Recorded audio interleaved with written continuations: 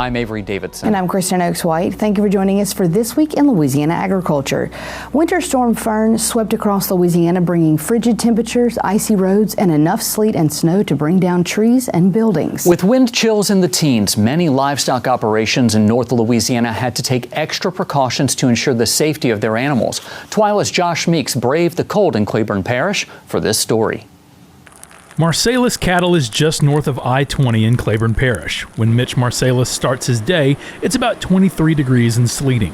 The first thing he does is make sure his chickens are warm in their houses. And we were checking the temperatures, just making sure our sensors were good, making sure the heat in the houses were okay, and making sure that they're going to stay warm enough. Once he's sure that his heaters are keeping his birds at about 65 degrees, it's off to check on his cattle.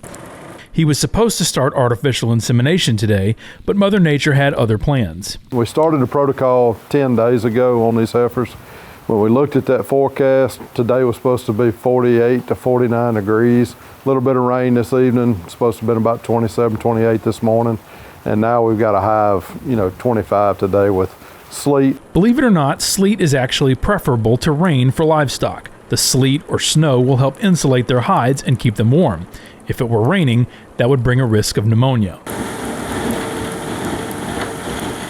But Marsalis is still helping to keep them warm. He lays out hay for his heifers to eat in his clearing between the trees. That will help keep the wind off their backs. For his steers in another pen, he'll lay down a bed of hay. That first bale we went through there and we threw it out, and it'll give them a dry place to lay down, stay out of this. We'll probably put another roll out. We'll look at it here, this evening, and if we think they need another one, we'll sling another one out, and then in the morning we'll put another one out, and we'll do that until, just trying to keep them a warm place to lay. Giving them a bit more hay to eat will also help raise their body temperatures. Pretty amazing over the last 3 to 4 days. Even these Brangus heifers, this Brahman influence, they put on some hair, ahead of this storm and preparing themselves, but leather's thick. I mean, you think about your truck seats, I'm admittedly a little jealous of such a good defense mechanism when it's so cold, but Marsalis says it's all part of the job. Yeah, there's a lot of things that I could be doing, but in all reality, we're farmers, and this is our heart and everything, so no matter the temperature, whether it's 25 degrees or 105 degrees, we're still going to be out here, and we still love doing it. It just makes it a little tougher at times. Farmers are used to the adversity. They have the tools to rise to the occasion. That's why Marsalis takes whatever time he has left to use his tractor to clear off some of the roads in his area.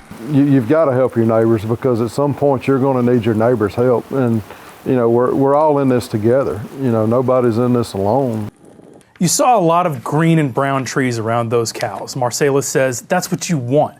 Once the trees start turning white, that means the ice is accumulating, which can bring down heavy tree limbs and start freezing over the roads. And I did see a lot of that when I was leaving Ruston. These tree limbs snap and it sounds like a war zone. They explode, they're falling.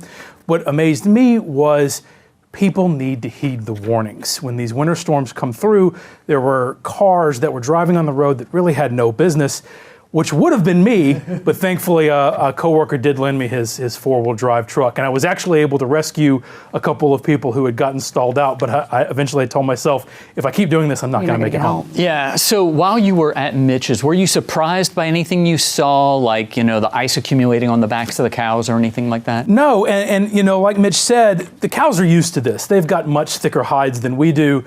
This is just another day for them, but making sure that they have access to the food is the most important thing.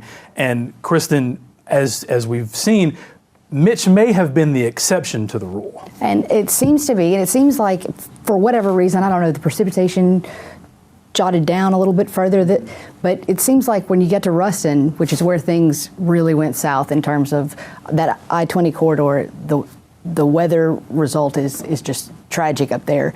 And Winter Storm Fern is leaving lasting damage for some farmers and ranchers across North Louisiana. Hours of nonstop sleet and ice caused farm buildings to collapse, cut power and water to rural areas, and put enormous strain on livestock operations. Farmers say it's the worst winter damage they've seen since Winter Storm Uri in 2021. After more than 10 straight hours of sleet and freezing rain, farmers say the weight of the ice proved too much for poultry houses, barns, and sheds, many collapsing with little warning. Producers described the sound of sleet pounding metal roofs as deafening as roofs bowed and eventually gave way. Poultry operations were especially hit hard, with long, flat roofs vulnerable to heavy ice accumulation.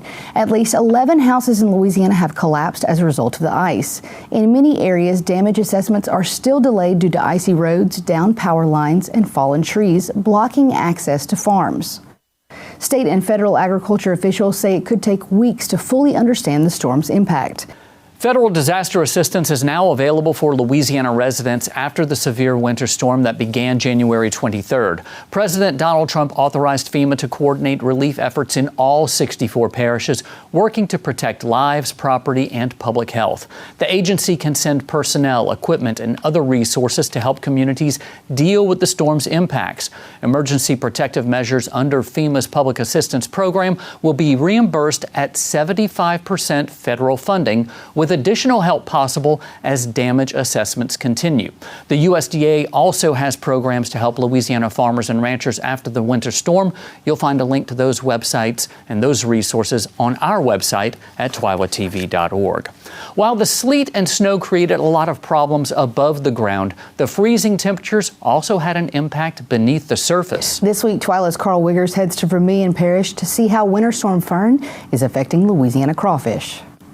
The early sunrise in Vermilion Parish highlights the ice still on the water in Adler-Stelly's crawfish fields.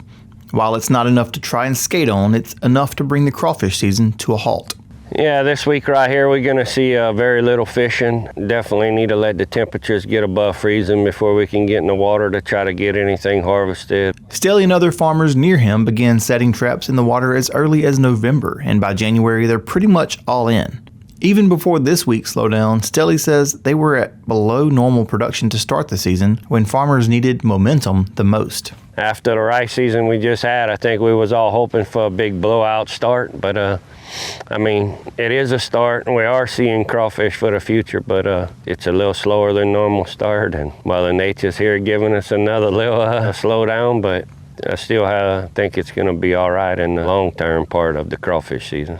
Like most farming, crawfish production can vary widely depending on the weather.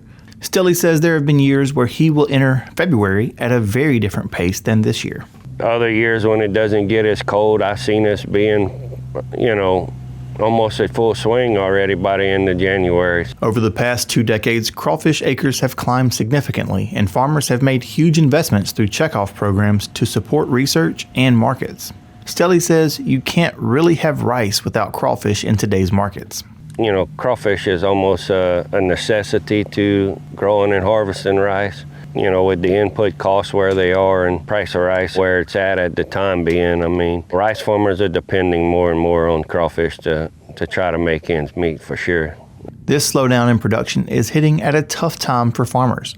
Warm weather and hopefully a strong harvest will come back soon, just in time for some important dates where consumers are looking for Louisiana crawfish. Yeah, I mean, we're getting close to Super Bowl. Valentine's coming around the corner. First week of Lent right there. Hopefully Mother Nature gives us all this cold right here, and by the time those swing around, every week you miss in the crawfish business is a week gone. You don't get it back. It only lasts so long, each season. So you don't want to miss too much time. In Kaplan, I'm Carl Wiggers for This Week in Louisiana Agriculture. Stelly says this weather should not greatly hurt crawfish populations, just delay some crawfish until the water warms back up. However, I'd be willing to bet you can still find some crawfish across South Louisiana, especially if you can find your way directly to a farmer to get some. With that in mind, let's take a look at some of the published crawfish prices from around the state. If you're in the capital city, check out Rouse's Market on Florida Boulevard. They're selling them for $6.99 a pound live and $7.99 a pound boiled. Over in Lake Charles, Rouse's Market again over on Sam Houston Parkway has them for the same prices, actually $6.99 a pound live, $7.99 a pound boiled. And head up to Shreveport where Shane's Seafood and Barbecue has them for $10.99 a pound live or boiled. These crawfish prices are brought to you by the Louisiana Crawfish Promotion and Research Board, which reminds you to always eat Louisiana crawfish and to make sure, ask before you eat. The winter weather did not hit South Louisiana quite as hard as further north, but even without ice, the effects are still being felt. This week, TWILA's Neil Melanson shows us how the freezing temps have impacted crops that aren't used to this cold either. Parts of South Louisiana are blanketed in white, but it's not snow or ice. Here in Tangipahoa Parish, strawberry grower Joey Liuza is trying to protect what he can while still harvesting. While the plants are generally okay, there's some damage. Liuza says the plants will bounce back, but it will definitely delay the growth. We probably lost about 35–40% of the blooms. There was some fruit damage, real minimal, probably 5% or so fruit damage. It's only in certain areas of the field where the net was thin. Protecting these plants is like trying to stop a star player. Sometimes you need double coverage. We had the first layer of cover that was out, and then we came out and put another layer, added insulation. So I hadn't uncovered these yet. I'm sure we're fine. Double cover works to kind of the mid-teens. Double coverage means double expense, though. Liuza says if he could just cover them up, it would be one thing, but it's both a chore and a cost to cover, harvest, and then recover. It's roughly $150 an acre every time you touch the net. And then when you double cover, it's added expense because the net goes on, the cover goes on, and then it comes off as soon as we warm up. Further north in Tangipahoa Parish, Bracey's Nursery has braced for the cold as well. They have to cover some plants, but a lot of their product is in greenhouses. While that does mean they're protected, it also means a lot of money in propane. Most of our greenhouses are heated by propane. The cold tunnels, or as we call them, hoop huts, they're heated by a crawfish burner and a 55-gallon drum of water, which is all powered by propane. And so this week alone, we'll probably use 30,000 gallons of propane alone, if not more. With the threat of ice on Monday, we increased the heat in all of our greenhouses, so now they're using more propane. It's too late for most of the citrus crop in Louisiana, not because of this year, but last year's snowstorm did in a lot of the growers in Plaquemines Parish. Patrick Becknell says this all used to be orchards. Now the only trees he has left are in greenhouses. After this last snowstorm we had, I think that was the nail in the coffin for a lot of us here. Now, hopefully, now that most people's abandoned orchards or their trees they really weren't taken care of, now that snow and freeze kind of killed them. Back at the Liuzas, they'd normally be getting ready for a Valentine's Day demand, but the cold weather has likely scaled that back. Now they're just hoping for a bountiful spring. Hopefully we don't have a delay for the peak season, which is going to be March and April, which is where most people are used to seeing strawberries in the stores that are from local farmers. So we just ask for your patience. The grocery stores and the roadside stands, the farmers markets are all trying to do what they can to keep local berries available for everyone. Even with all the cold weather, there's no guarantee farmers will get either the markets or the price they deserve for these products. That's why it's so important to buy local wherever you can. Reporting from Tangipahoa Parish, I'm Neil Malasson. March through May is normally strawberry season here in Louisiana, but it will be some time before we know how this cold has impacted this homegrown industry. Well, still to come on TWILA, it's the sweetest time of the year in South Louisiana. We'll look at how a year with no hurricanes helped with sugarcane harvest. Plus, the new man in charge at LSU hopes to make agriculture one of his priorities as he takes over as president. Up next. You're watching This Week in Louisiana Agriculture, the only TV show bringing Louisiana farmers and consumers together every week.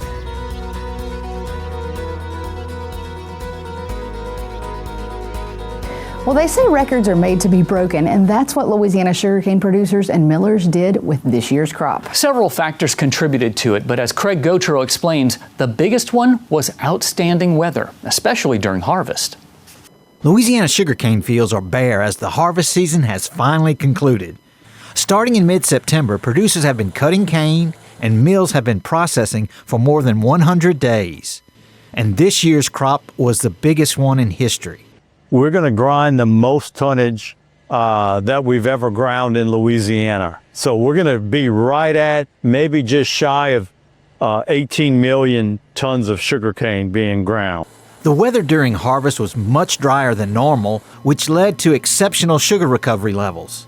Gravois said millers recovered about 248 pounds of sugar per ton, another record. So record recovery with record tons leads to record sugar production. We're going to produce just over 2.2 million tons of sugar.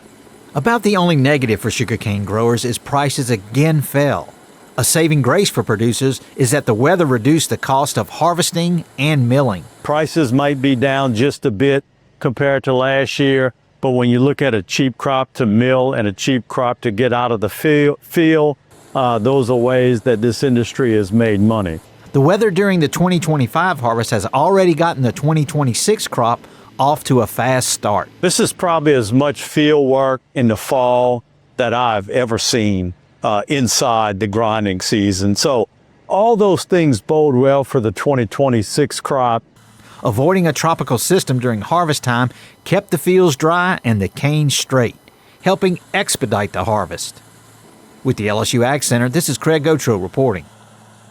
Louisiana growers added another 7,000 acres of sugarcane, and in the past 10 years, acreage has increased by more than 75,000 acres to nearly 550,000 acres. Of course, one big boost for sugarcane farmers in Louisiana right now, king cakes. Every carnival season, thousands of king cakes are made using Louisiana cane sugar. In the dough, the icing, and the colorful sanding of sugar on top that tops each cake. That local sugar connection ties one of the state's most iconic Mardi Gras traditions directly to the fields of South Louisiana. At Gracious Bakery and Cafe in New Orleans, pastry chef Megan Foreman says king cake season is the busiest and most important time of the year. Her team will make more than 6,000 cakes, mixing hundreds of pounds of dough at a time in a 2-day process of resting, shaping, filling, proofing, and baking. While flavors and styles may vary from one bakery to bakery, one thing stays consistent: the reliance on homegrown sugar. For Louisiana's sugar industry, king cake season is more than a celebration, it's a sweet boost for agriculture.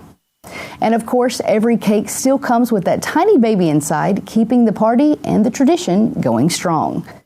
There are nearly 6,000 students currently enrolled at LSU's Baton Rouge campus. According to the university's website, more than half of them are graduate students or professionals. That campus, along with the LSU Ag Center and the other LSU campuses, focus on keeping Louisiana on the cutting edge of research. The new leaders of the LSU system say they plan to stay at the forefront. Louisiana State University is a brand recognized around the world in large part due to its successes in athletics, but also the accomplishments of its graduates and researchers in academics. Dr. Wade Roos serves as the 29th president of the LSU system. Roos held the same position at McNeese before coming to LSU. He says that's where he saw firsthand the importance of agriculture. Go back to my roots at McNeese, big part of our school, one of our most active colleges. We had 3 working farms there, meat processing center, the entire sort of spectrum of the agricultural industry at McNeese is something that we're very, very proud of. For new LSU Executive Vice President and Chancellor Dr. Jim Dalton, the LSU Ag Center is a model research institution. I think that the Ag Center is a shining example of what we should be in all levels of all different areas of research across the university. Not only are we doing important work at the university, but we have partnerships out with the community, with the extension services, with farmers like are represented by the Farm Bureau.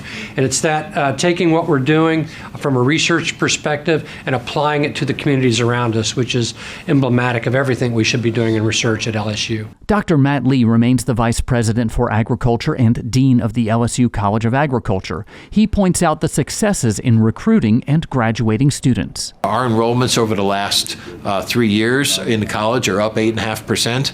Our degree production is actually up 9.5%.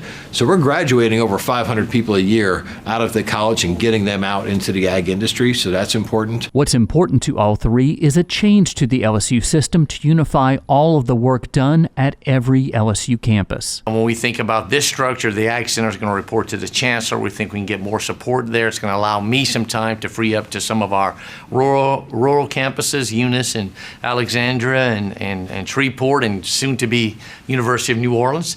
So as a leader, I've learned a long time ago the number one character trait is to figure out where your deficiencies are and hire the most qualified folks to do that. And this reorganization is forefront of our minds right now. Not only is the Ag Center part of the Baton Rouge flagship campus, but also Pennington Biomedical Research Center is an important component of that, as are the health science centers in New Orleans and Shreveport. By bringing all these together into a unified campus that represents A&M across the whole state, it allows us from a research and scholarship perspective to leverage everything that we're doing, to take what we're doing in crop science or our extension services, take it back into what we're doing in biomedical sciences, health sciences, physics, you name it, across the whole breadth of LSU. And by leveraging all of these different opportunities, these microcosms of strength that exist in the faculty and the staff and the students, it really allows us to move forward at a greater pace than we ever have before. We're going to double down on our basic core commitment to continuing to address those core agricultural issues